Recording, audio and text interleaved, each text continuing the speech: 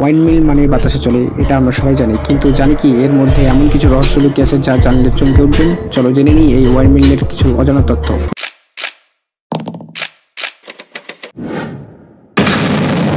প্রথম ওয়াইন মিল ব্যবহার শুরু হয় 1200 বছর আগে প্রাচীন পারস্যে। তখন বিদ্যুৎ না, এগুলো পানি তুলতে, শস্য পিষতে ব্যবহার করা হতো। শুধু বাতাসই চলে না, কম বাতাস থাকলে ওয়াইন টারবাইন নিজেই বিদ্যুৎ ব্যবহার করে চলতে পারে। ওয়াইন টারবাইনে এক একটি ব্লেড এতই বড় যে একটা বোয়িং 747 বিমান সহজেই এর দৈর্ঘ্যের মধ্যে ঢুকে যেতে পারে। হ্যাঁ, এমনই সময় আসে যখন বিদ্যুৎ কোম্পানি টাকা দেয় যেন গ্রাহক বিদ্যুৎ নেয়, কারণ উৎপাদন বেশি হয়, চাহিদা কম। অনেকেই ভাবে ওয়াইন মিল বাতাস তৈরি করে, আসলে এটা শুধু বাতাসের শক্তিকে ঘুরিয়ে বিদ্যুৎ শক্তিতে রূপান্তর করে। টারবাইন ঘোরার সময় এক ধরনের হিউ হিউ শব্দ হয় যা আশেপাশের মানুষের জন্য বেশ কষ্টদায়ক, বিরক্তিকর হতে পারে।